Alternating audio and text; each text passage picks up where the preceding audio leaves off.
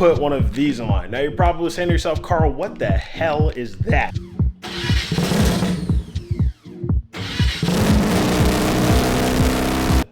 And so he's gonna put another engine in it.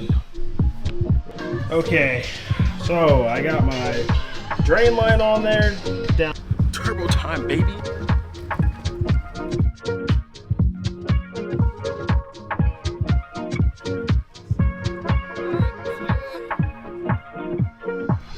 And a carbon fiber hood.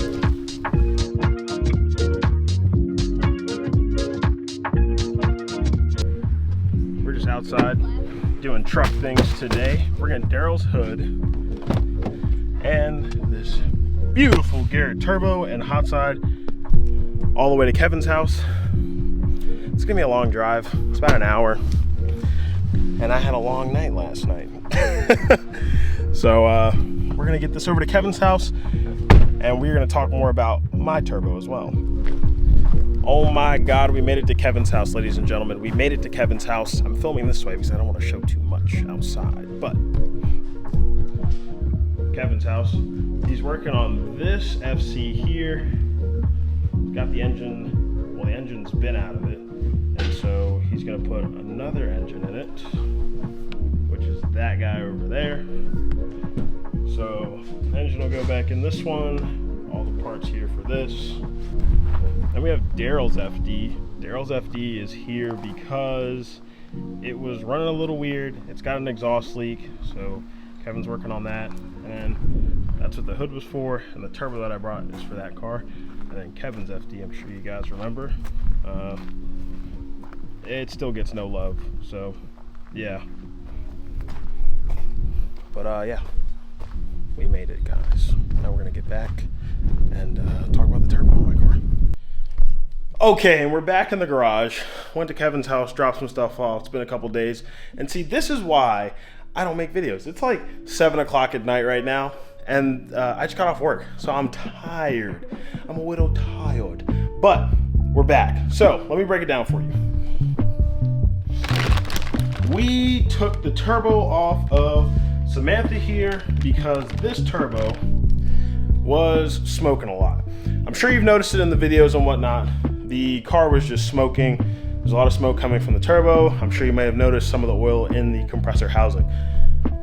Further investigation, it's just getting too much oil. With the ball bearing turbo, especially this one specifically, it's not supposed to see more than 60 PSI. It was probably seeing about 100, 120 PSI at any given point in time because that's where my oil pressure is at. Great for the car, but not great for the turbo. So I took it all apart. I was like, God damn, like where is this coming from? Because I don't know everything. Did some research, read through the Borg Warner information on this turbo, talked to some people. I need to put one of these in line. Put one of these in line. Now you're probably saying to yourself, Carl, what the hell is that? This is a Turbo Smart oil pressure regulator. This will help to regulate oil pressure going to the turbo through the feed line to about 40 to 45 PSI, which is exactly what we need. It's the perfect amount of oil pressure, which is great. Okay, as you can see, we got the turbo back on. Everything's mounted up there. I got my vacuum blinds. I gotta put zip ties back on this stuff. Yeah, everything's looking pretty good right now. I still need to, so this, I wanted this originally to kind of sit right here in the block. But what I need to do is I need to find an AN fitting that will be a male to female so I can thread that in there. And then I can have that, and then I can have the line sit right on top going to the feed line. And then I still need the piece to come in from JDL, which comes in tomorrow. That'll go from the front cover up to the bottom of the turbo, so that's sick. There's a lot of things that I'm learning right now that I'm like, damn, I wish I would have done this differently, blah, blah, blah. And I still can, because I can remake all these lines, I can, you know, redo the wiring and stuff like that. It's just one of those things I'm just like, damn. I could have did this way. If I knew this, then I would have done this. Like, you know what I mean? Stuff like that. But we're working, so that's good. Okay, everyone, give it up for day two. Day two back in the garage. Where we left off, I got the turbo situated, got the coolant lines back on. All I need to do now is get my return and my feed line back on. But like I said, I wanted to put the oil pressure regulator in line with it. Now, this looks a little spooky, right?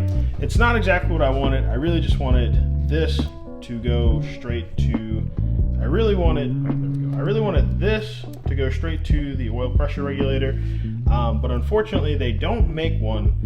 Maybe I need to find this thread size and figure out what this is.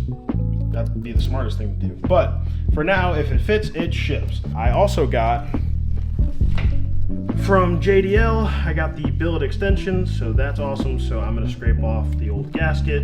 This already has an O-ring in there, so I don't have to worry about a gasket. Clean it off, and then stick this on there, bolt it down, and we should be good. So, okay, so I got my drain line on there, down there, and then I got my feed line on top, tight. Obviously, I don't like this. I really want to see if I can find one where it's a female to male, so I can just have this go straight to that. But for now, like I said, if it fits, it ships. So I got all my lines hooked up.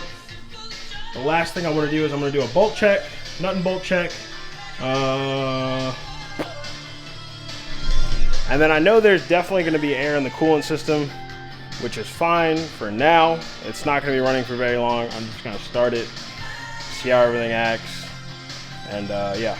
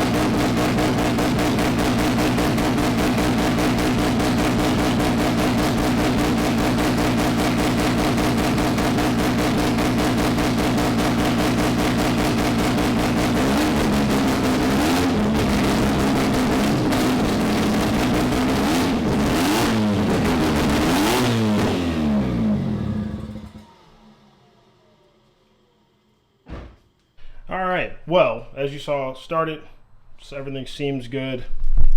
Now we just kind of have to wait until I can actually let it run, because I don't want to let it run while it's kind of this late.